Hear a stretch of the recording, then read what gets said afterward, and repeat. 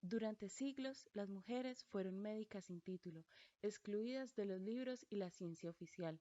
Aprendían unas de otras y se transmitían sus experiencias entre vecinas o de madre a hija.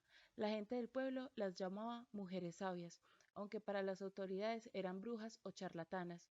La medicina forma parte de nuestra herencia de mujeres, pertenece a nuestra historia, es nuestro legado ancestral.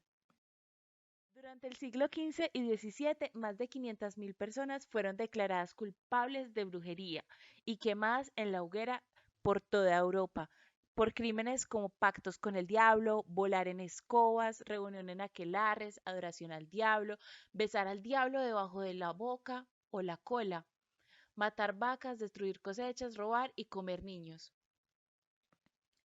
Durante esta época se torturaba a las supuestas brujas para que confesaran con quienes iban a los aquelarres y luego de confesar podían elegir entre la hoguera o volver a ser torturadas en un cuarto de tortura. Algunas de estas torturas eran amarrarlas de las muñecas y levantarlas con una cuerda y dejarlas colgadas. Otras, sentarlas en unas sillas con clavos afilados y calientes. Otras, ponerle zapatos con objetos punzantes. Algunas eran con cintas con aguja o tenazas al rojo vivo, incluso hambre e insomnio. Las mujeres acusadas de ser supuestas brujas confesaban solo para no ser torturadas. Muchas veces eran confesiones falsas y si no confirmaban su confesión ante el tribunal, su verdugo las torturaba el triple. Los examinadores quienes los investigaban no quedan satisfechos hasta que se confesaran nombres de nuevos sospechosos que posteriormente eran acusados y torturados. Esto se volvía un círculo de nunca acabar, siendo algo así como una obsesión. La mayor parte de esas mujeres condenadas como brujas eran simplemente sanadoras. Su represión marca una de las primeras etapas en la lucha de los hombres para eliminar a las mujeres de la práctica de la medicina. La caza de brujas tuvo consecuencias duraderas. Estas curas mágicas, aunque cuando dieran resultado, constituían una interferencia perversa contra la voluntad divina y debían su éxito a la intervención del demonio. La acusación de brujería abarcó un sinfín de delitos, desde la subversión política y la herejía religiosa hasta la inmortalidad y la blasfemia. Pero existen tres acusaciones principales. 1. Se les acusaba de todos los crímenes sexuales concebibles en contra de los hombres. 2. Se les acusaba de estar organizadas.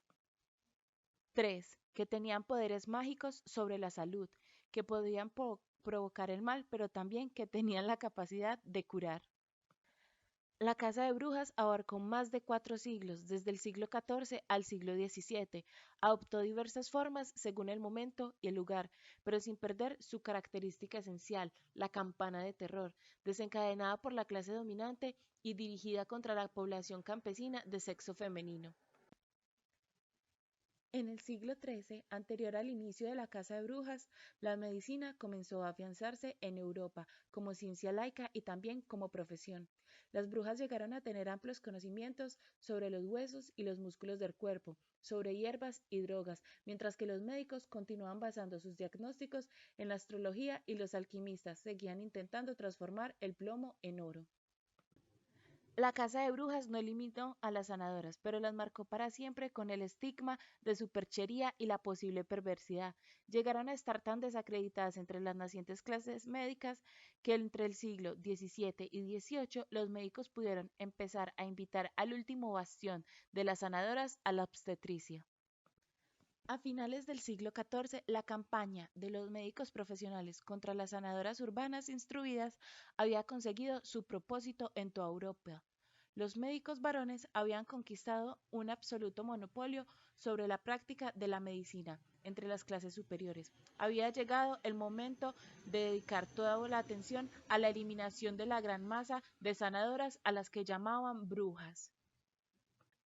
En 1910, las leyes impusieron a los médicos por encima de las parteras, cuando el 50% de los niños nacían bajo la ayuda de una partera.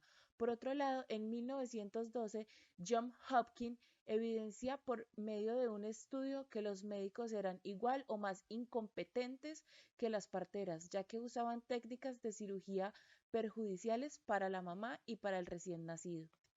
Los cursos de medicina oscilaban entre pocos meses y 2 años de duración como máximo. Muchas escuelas de medicina no tenían contacto con ningún hospital y no exigían tener estudios de bachiller para poder ingresar a ellas.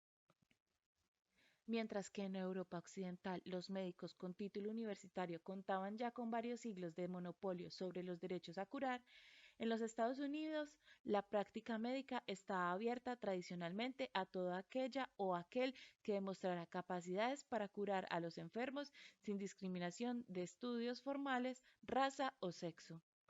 En Estados Unidos, en el año 1845, los médicos fundaron su primera organización nacional, presuntuosamente denominada Asociación Americana de Medicina. Empezaron a reconstruir a nivel de cada estado y de distrito la sociedad médica que se había perdido durante el apogeo de la anarquía médica de la década de 1830 y de 1840. La medicina se había convertido en una ocupación reservada para los varones blancos y de clase media alta. Antes y durante el siglo XIX no existía la profesión de enfermera remunerada. Este título lo portaba cualquier mujer que cuidara o asistiera a otra persona. Se introduce la enfermera como título o dama de la linterna como profesión respetable en la medicina militar. Para los médicos del siglo XIX, las enfermeras eran regalos del cielo, ya que las consideraban trabajadoras sanitarias sin interés por competir con los médicos. Y en el siglo XX los doctores las hicieron necesarias, ya que no querían perder su tiempo, dinero y educación asistiendo a los enfermos, así que solo les daban recetas médicas y seguían con lo siguiente.